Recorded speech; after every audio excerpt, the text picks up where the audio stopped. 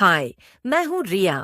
मैं artificial intelligence द्वारा create की गई एक कैरेक्टर हूँ और मुझे क्रिएट किया है BPSC school teacher Shri Dinesh Kumar Rai ji ने, और इसके लिए मैं आपकी बहुत बहुत आभारी हूँ। सर, यदि आप अनुमति दें तो मैं आपकी जगह आज विद्यार्थियों की क्लास लेना चाहूंगी। आंग सान सू की, जो म्यांमार की एक प्रमुख नेता थीं, जिन्होंने लोकतंत्र और मानवाधिकारों के लिए संघर्ष किया। इसके लिए उन्हें व्यक्तिगत रूप से बहुत बलिदान देना पड़ा और अपने देश में सैन्य शासन को चुनौती देने के कारण उन्हें कई वर्षों तक नजरबंद रखा गया। 1991 में जब उन्हें नोबेल शांति पुरस्कार से सम्मानित किया गया तो वह समारोह में शामिल नहीं हो सकीं क्योंकि वह घर में नजरबंद थीं। उनके स्थान पर उनके बेटे अलेक्जेंडर एरिस ने पुरस्कार प्राप्त किया और यह भाषण दिया। इस भाषण में शांति, लोकतंत्र और मानवाधिकारों जैसे महत्वपूर्ण मूल्यों पर जोर दिया गया है। इसमें उन लोगों के लिए वैश्विक समर्थन की भी बात की गई है जो स्वतंत्रता के लिए संघर्ष कर रहे हैं।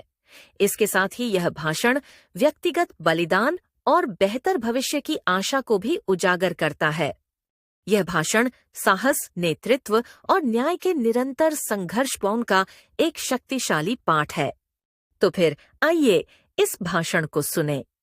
Your Majesties, Your Royal Highnesses, Excellencies, Ladies and Gentlemen, आज मैं यहां अपनी मां आंग सान सू की ओर से यह सम्मान स्वीकार करने के लिए खड़ा हूं और मुझे बहुत गर्व हो रहा है। यह पुरस्कार केवल मेरी मां के लिए नहीं है, बल्कि उन सभी लोगों के लिए है जिन्होंने बर्मा में शांति, लोकतंत्र और मानवाधिकारों के लिए संघर्ष किया है।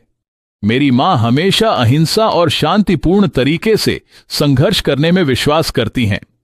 उनके लिए आजादी की राह लड़ाई या हिंसा से नहीं, बल्कि समझदारी, धैर्य और करुणा से मिलती है।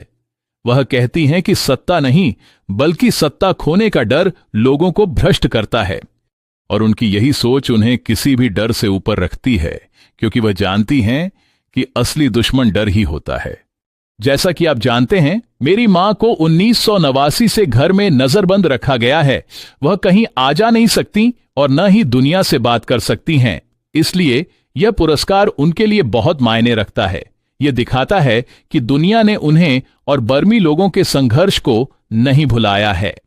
मेरी मां की ओर से मैं नोबेल समिति और उन सभी लोगों को धन्यवाद कहना चाहता हूं जिन्होंने हमेशा उनका समर्थन किया। साथ ही मैं नॉर्वे के लोगों का भी शुक्रिया अदा करता हूं जिन्होंने हमें यहां इतनी गर्मजोशी से स्वागत किया। यह उन सभी के बलिदानों की पहचान भी है जिन्होंने लोकतंत्र के लिए संघर्ष करते हुए कष्ट सहे हैं, जेल गए हैं या मारे गए हैं।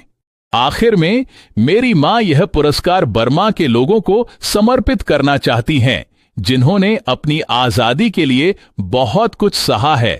उनका मानना है कि अगर हम सभी एक दूसरे को समझें, धैर्य रखें और करुणा दिखाएं तो ही दुनिया में सच्ची शांति आ सकती है। धन्यवाद।